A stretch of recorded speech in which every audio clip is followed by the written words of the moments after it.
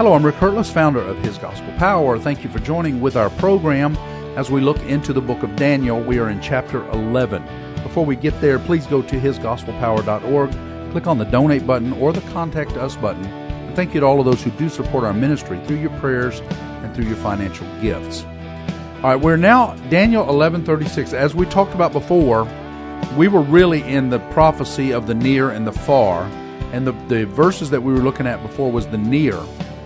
Now we're looking at way far distant future events for Daniel.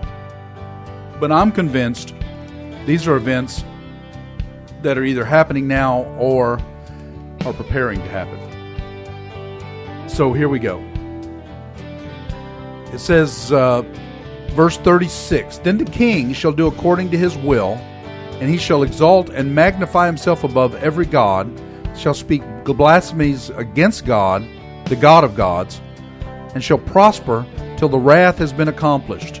For what has been determined shall be done. The king it's talking about here, I believe, is the Antichrist. We're looking at the Antichrist. And these things did not happen already in history. So it's a very good bet that these are events that will happen. This is the Antichrist. Then the king shall do according to his own will, which you can put that into what's happening already, where a lot of people are doing that already. He shall exalt and magnify himself above every god, shall speak blasphemies against the God of gods, and shall prosper till the wrath has been accomplished. Now, I've even heard it said, some are saying, well, maybe, because of all the events that are going, because it looks like now we're basically, we're either courting or are in martial law right now. I mean, we're courting it. We're so close. Some are saying, well, maybe Trump's the Antichrist. Well, and I'm sure that the left, is saying that already, because they believe that they are pure. I can't see how in the world, if you believe in abortion, gay rights, transgenderism, and all the rest, that you can see yourself as white as snow. I don't understand that. But one thing is for sure, Trump is not blaspheming the God of gods. In fact, he called for a national day of prayer, that we would stand and pray to God about everything that's going. So I can't see that happening as far as Trump being the Antichrist. Now, is it possible that as events unfold, he actually could be? Well, I'm not going to deny that, but at the same time, I believe it's going to be some other individual that's going to be a globalist that is going to arise as the Antichrist. Ron Storm. I would just go with the fact that Trump only has 50% popularity, and we know the Antichrist will be accepted by more than that. So yeah, because we're not, even though we call ourselves a Christian nation, but we're not talking about. We're talking about a globalist. We're talking about around the world, right? And so, and technically, even if only 50% of our population approved of the Antichrist, the rest of the world. I mean, there's 7 billion people in the world, so 50% of our population would only be 150 million. And then, of course, you have to discount even that, because now we're talking about adults, and so I'm going to say 40, 50 million people would. Well, that's all that voted for him. Would not approve. So, yeah. And so, yes, exactly. So the Antichrist, now I do want to say that, however, I think that might have been a little misconception, because think about, say, Xi Jinping. It says that his popularity is real high in China. Well, yeah, because if you say it's not, you're going to prison or death. Right. So those people, and the same with little dictator in North Korea. Kim Jong-un? Yeah, Kim Jong-un. His popularity is so high for the same reason. You're going to prison or you're going to be put to death. Right. So the Antichrist possibly could be the same thing. If you say that you don't agree with him, then you're going to prison or be put to death, which of course will be those who do not accept the mark of the beast. It will be Christians. It'll be that kind of thing. So it's possible it'll be that as well. To me, I think he's going to come up with something that is going to be so popular that everybody will like it except Christians. It's going to be. I agree. It's very possible. That's probable. I think what's going to happen is those that don't accept him is where the force is going to come in. But I think it's going to be he's going to have something so enticing that basically the secularists are going to like it so much that they're going to worship him. However, going back to Daniel 11:34, I think now that again that's that near and far prophecy that we're still talking about. Now, granted, we're now in this verse 36. We've really gotten into the Antichrist, but this prophecy in 34 it says, "Now when they fall, they shall be aided with a little help, but many shall join with them by intrigue." It's possible that's the conservatives that we're talking about. Basically, think about it. Right now we have conservatives joining with Christians. They're not, I mean, I listen to some things on YouTube. I can tell they're not Christians, but they're joining with the effort for Trump because they understand, they still understand good and evil. Whereas they don't understand where it comes from, but they exactly, they agree or maybe with it. don't accept where it comes from or whatever. Yeah. But the left, they're absolutely, totally blinded. And so it's possible that when we talk about the Antichrist, it'll be the same thing. There will be those that join with us just from the conservative aspect. But I agree with you. I believe that for the most part, he's going to come in. He's going to be a problem solver. He's going to come in and whatever pestilence or whatever anything is going on, he's going to come in and say, we're going to eradicate this and this is how. Well, I look back to 33, and it says, "And the wise among the people shall make many understand." So that's saying whether it's the wise among the Christians, which I kind of take that as, it'll make many understand. I think that's where what you just said, the wise Christians will be able to speak to those that are on the edge and bring them into the fold. Well, and of course, in mine, for 33, New King James says, "And those of the people who understand shall instruct many." Right. And so, yes, the same thing. I mean, it's the wise among the people, but yes, that these are people who understand and say, "Oh, we don't want to follow this guy." Yeah, and of course those are going to be the people that are going to stand before Antichrist and decide whether they're going to take the mark, yes or no. If they decide yes, of course, then they've rejected Christ. I think really, I mean, it says they'll understand. I think if we get to that point where they understand and we're that deep into it, I think they're probably going to stay with their understanding. Possibly. I don't know. I mean, I can't answer for the that. most. I can just say that because once you're faced with your life, if you don't understand Christ, because yours says wisdom, those who have wisdom. And of course, the fear of God is the beginning of wisdom. Okay, so there is some kind of fear of God there, but will they totally accept Christ? I mean, I'm seeing some of these pastors that have been calling themselves Christians, supposedly they have understanding of Christ, but they're saying that we worship the same God as the Muslims. Well, I'm not real sure that they haven't hit that part where they've rejected Christ. Oh, yeah, we know Satan has an understanding of God, probably exactly. better than any human. Right, so, I don't know, but I do know there will be some. There will be some and so what we're looking at here is the Antichrist. And now 1137, and this is where I have said for many years, I believe the Antichrist will be a Jew of Jewish descent. I might be wrong about this, and then there's been those who have refuted what I say, and that's fine. But in this it says that he shall regard neither the God of his fathers, nor the desire of women, nor regard any God, for he shall exalt himself above all of them. Well, he shall regard neither the God of his fathers. Sounds to me like he's not going to regard God, because it says, neither shall he regard the God, big G. Let's see what is that word for God. Elohim. which is Yahweh. Elohim is another word for Yahweh. We're talking about he will not regard Elohim of his fathers. Well, who worshipped Elohim? Originally, yeah. The Jews. And so I'm still of the impression that it may possibly be a Jew, a Jewish descent, and it may be a homosexual, a Jewish homosexual. It says, nor the desire of women, nor regard any God.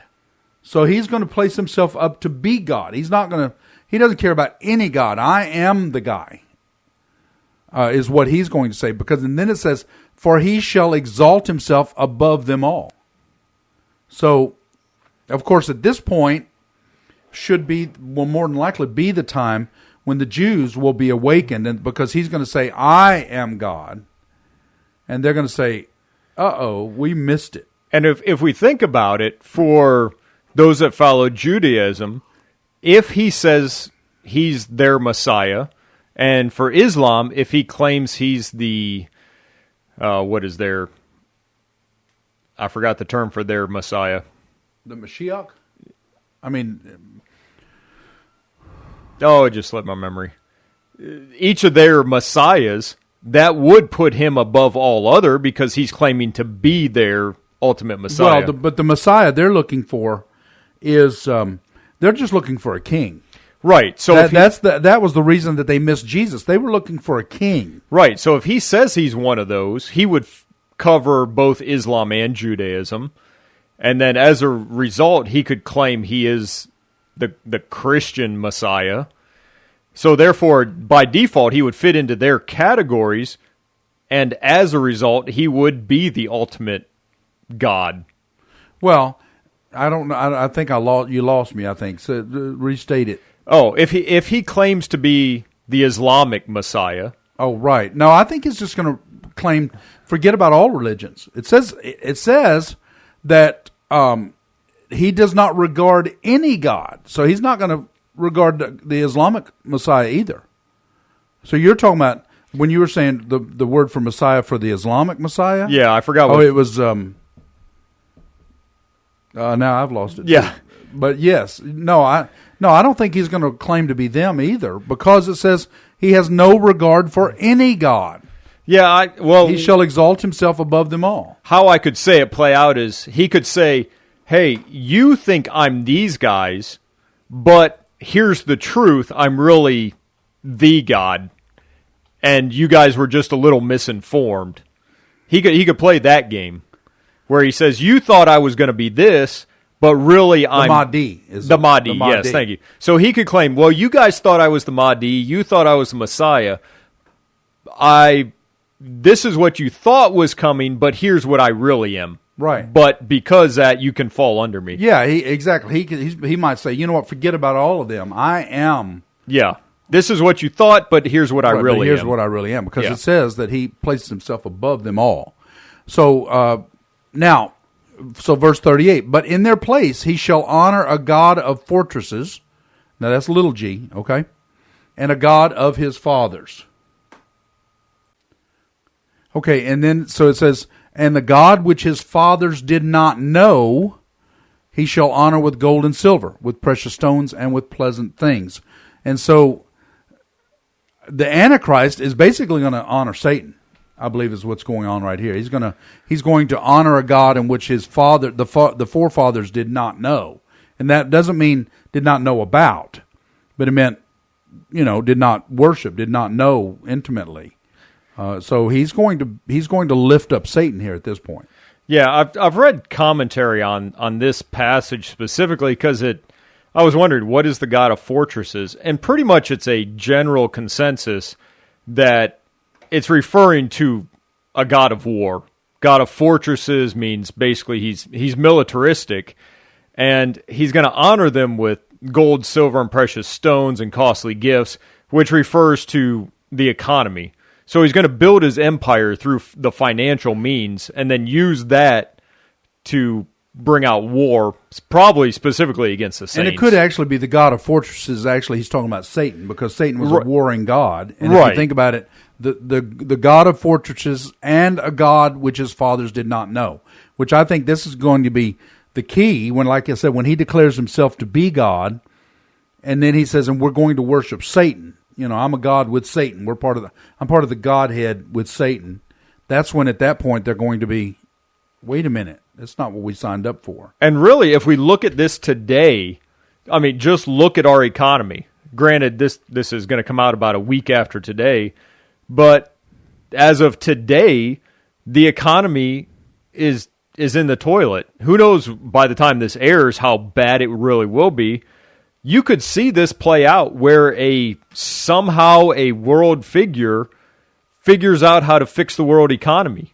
Well, that would play into the second half of verse 38 to save the world from economic disaster.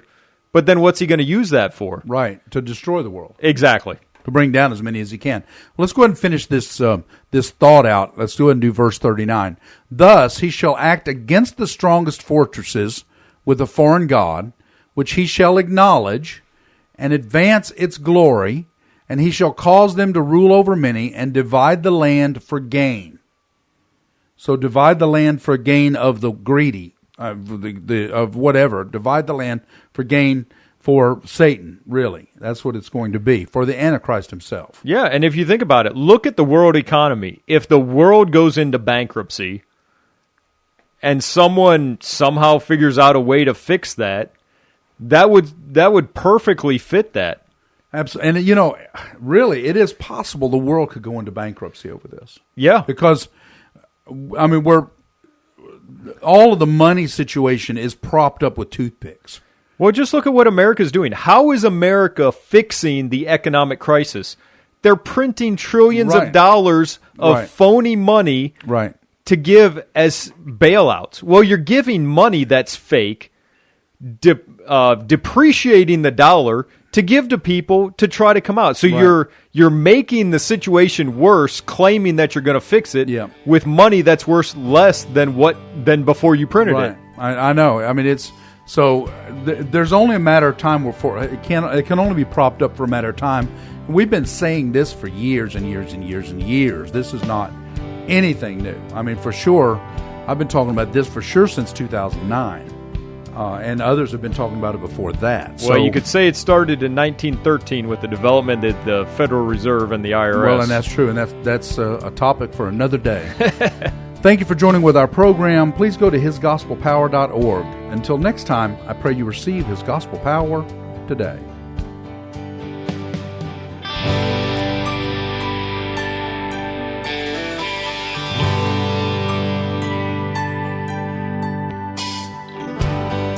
He died for you, He died for me.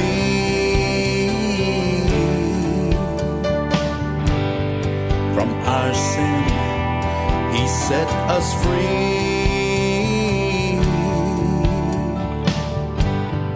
He loved us so, His life He gave. So if we ask, we can be saved. He's calling you, He's calling you.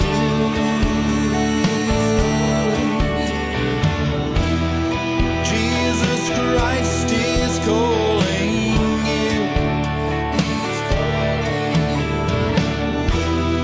If He's touched your heart and soul, let Jesus make you whole. Come kneel with me and we will pray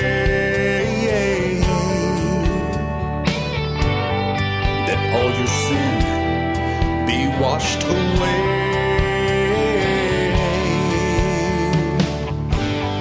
Don't be afraid, don't be ashamed. Just come and praise His holy name.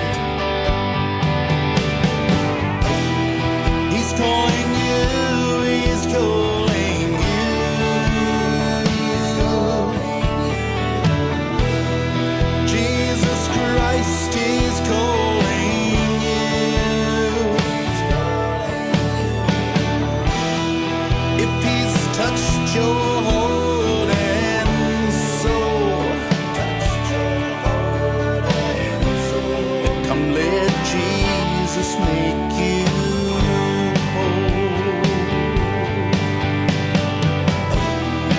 If you feel Him touching you,